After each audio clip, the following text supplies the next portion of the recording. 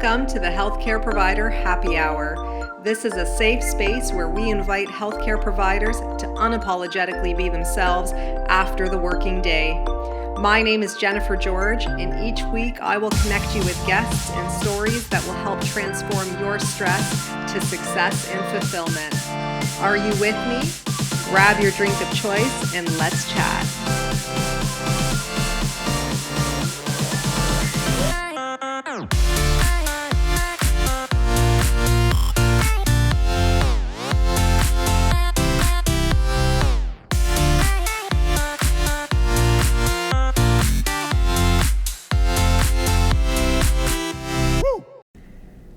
Hey everyone, welcome to the Healthcare Provider Happy Hour. I'm your host, Jennifer George, and I'm joining you this evening with a cup of warm tea. I want to chat with you today about my lessons of 2020, and I'm sure you've heard many podcasts on this topic, but I really believe in the power of reflection, and I've been doing a lot of that over the past month. And so these are some of the things that I've come up with. You may relate to them, you may not, but I think in some way, shape, or form, you can appreciate all of them. So I've literally written them on these little sticky notes, and I've written them as they've come to mind. So you might hear me flipping through them. So if you do, I apologize. But like I said, I hope you can connect with them in some way, shape, or form. So the first one is nothing is for certain.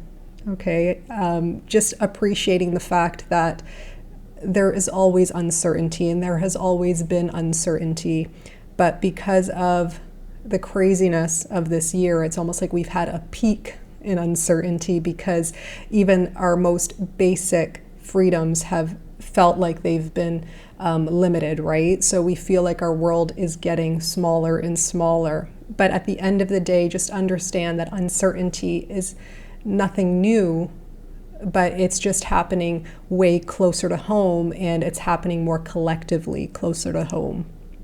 Second, understand that nothing is permanent. Okay, so whether you are in tip-top health, whether you are in illness, whether you are in the best relationship ever or the most horrible one, whether you are an elite athlete or an amazing artist and you're in that flow, understand that nothing is permanent. So really find appreciation for where you're at right now. Third, love is always the answer. Okay, so if you can take a moment to process a question, whether it's a questionable circumstance or a literal question, pause and ask yourself, how can I do this or respond to this with love in some way, shape, or form? Responding with love doesn't mean that you have to just be nice, right? It just means that you're coming with good intention, okay, with compassionate intention. Understand that we are all deeply connected. Okay, this is something I've written about in my book, In Communication is Care. I've written about this in the personal note. This is something that I've realized throughout my practice over the years. This is something that I've transcended in a sense that you can say that I understand now that every single one of us are deeply connected. So whether I'm on the side of the healthcare provider or whether I'm on the side of the patient, okay, we are all deeply connected. We are all there for a fundamental goal and purpose of expressing who we are and becoming more of who we are and trying to reclaim our sacred independence in some way, shape, or form. Faith over fear. This is big for me because I really feel like faith is so important more than anything. I feel like as uncertainty grows, faith should grow too. And when you start to realize that in your practice, it's not about you, that there's a greater force at play, you start to have more faith and you start to stress less because you have more faith in something bigger than you. If you put everything on you, can you imagine how stressful that would feel every single day, waking up feeling like the world is just on your shoulders? So that's something to consider when I talk about faith. Faith is just this belief that everything will work out as it should and in your favor.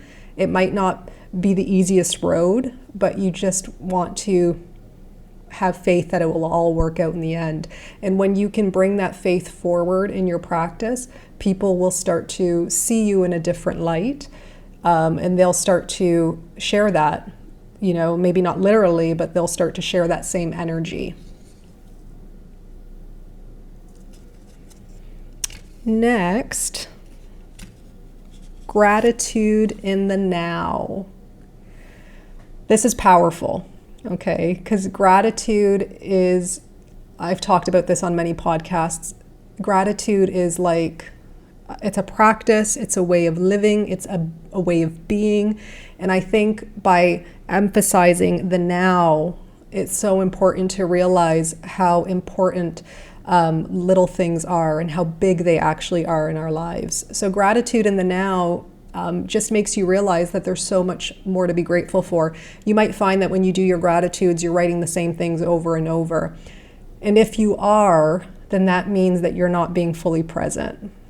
Okay, so gratitude in the now, start practicing it from the standpoint of where you are right now in terms of what you appreciate right now. It can be the littlest things, okay? It could be literally the couch you're sitting on, the blanket that's thrown over your lap. That's what I'm talking about when I say gratitude in the now. And even deeper, maybe how that makes you feel. So, sitting on your couch with a blanket wrapped around you makes you feel warm. It makes you feel safe. It makes you feel at peace. That in itself is a gratitude. Okay, so that's what I'm talking about, being very present to the now. There's a lot of power in that, and there's a lot of perspective shifting and even just emotional shifting once you can do that. So even just doing 3 different gratitudes a day is pretty powerful. One that I love is letting go and letting in. Okay, this is a powerful one. I feel like there is so much power in letting go. Many years ago, when I was going through my conflict and burnout, and I wasn't happy where I was at, where I was working, and I was questioning my place. I felt like I had no control over my practice. And when I let it go, when I literally let it go, and let go of the wallowing and the perseverating and, how could they do this to me? Things like that. When I let that go, I found so much more peace. But not only that, I took my power back. Okay, so there's a lot of power in letting go. Even when you let go of your breath, right? When you're exhaling, you can bring it down to that microscopic level of just exhaling. That in itself allows you to then inhale what better serves you, right? So letting go is super, super powerful. And in that moment, when I let go and I took a chance on where I felt guided, I never looked back. Okay, I never looked back. I've looked back in the sense of reflection and using it as teaching moments and things like that, but I've never looked back in the sense that I've had any regret over that. Okay. Trust your intuition. This is another one that is dear to my heart. Oh, I wish I could live this like all the time, but it's a lot harder than we realize. Trusting your intuition is like listening to what your life or your soul or your spirit is saying to you in the moment. Okay, that's really the way I see it. It's something that's always there. It's always walking with you, but we don't always listen to it, right? We're sometimes in the chaos of our world, right? That we're not thinking of our inside world and our heart and what's going on there, and even in our gut, right? So trusting your intuition is a practice that I've been, again, over the last month especially, I've always been doing it. I've always appreciated it, but never really realized the power of it until you tap into it more and more. So trusting your intuition, anytime you have a situation where it keeps coming up, let's say, so it's a situation that just doesn't go away, that tells you something.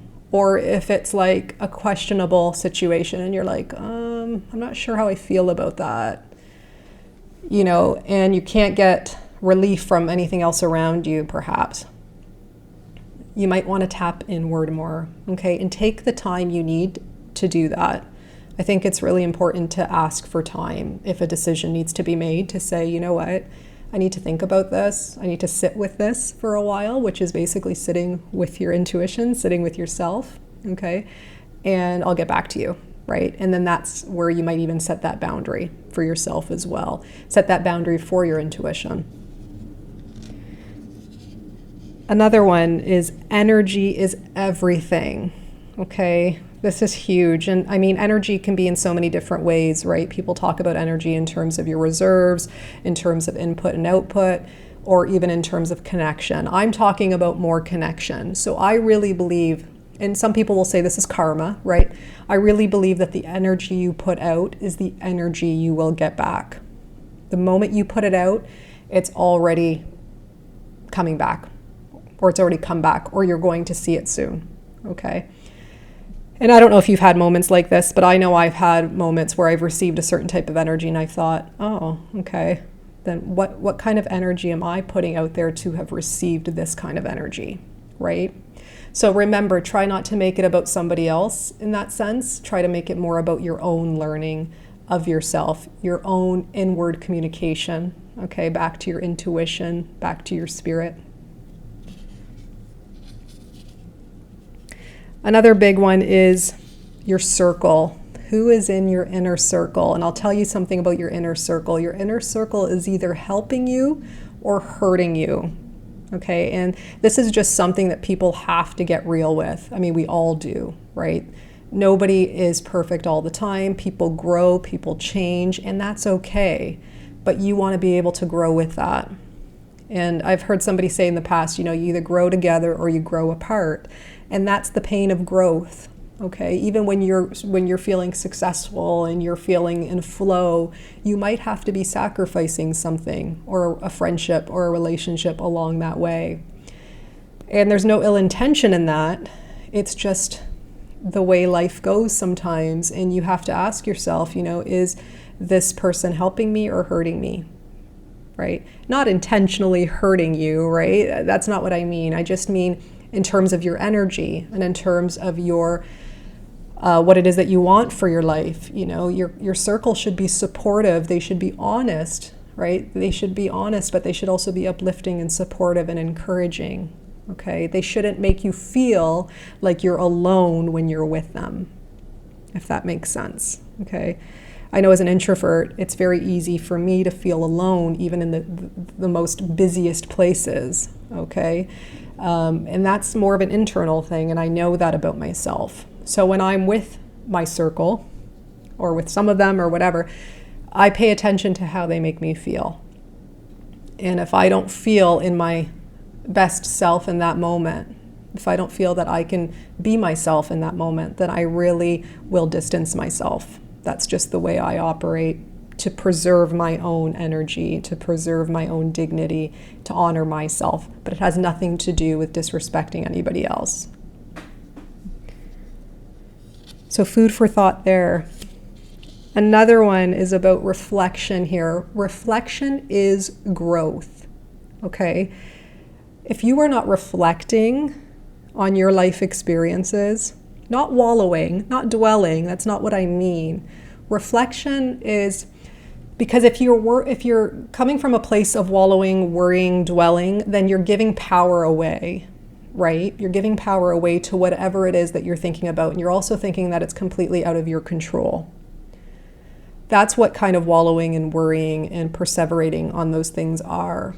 But reflection is more about you. Reflection is changing. Reflection is growth. Reflection is asking yourself, what can I learn from this? It's also praising yourself. What did I do well here that I can do, that I can bring this forward? Okay? So reflection is not a waste. Okay? It's actually serving yourself. And that sometimes is a really hard thing for us to do. Okay? Putting ourselves in that space of serving ourselves in this way.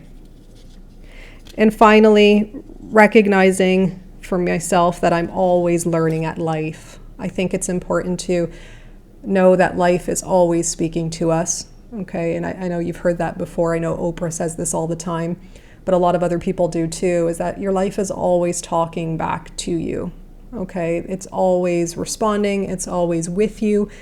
And I think it's really important that sometimes we can learn externally, right? We can learn from others. We can learn in institutions. We can learn in that formal setting. But always understand, too, that you're learning about your life as you go. So let me know what you guys think. These are some of my lessons, okay? And if you can relate to them, or if you like them, or if you want to share them, please take a screenshot, tag me on Instagram at bestobsessedwithjen if you want to chat more about your lessons. I always love learning from others, and I would love to hear what you have to share as well. And until we chat next time, remember to stay well, stay happy, and I wish you all of the best in health, joy, peace, gratitude in 2021. So if you guys like this podcast, please subscribe and leave an honest review. Your feedback means everything to me. Your reviews are what moves this podcast forward, and I always appreciate receiving them. If you want to get a hold of me directly, reach out to me on social media. My handles are in the show notes, and you can always subscribe to my weekly newsletters at jennifergeorge.co so that we can stay connected. So until next time, thank you guys so much again for your ongoing support.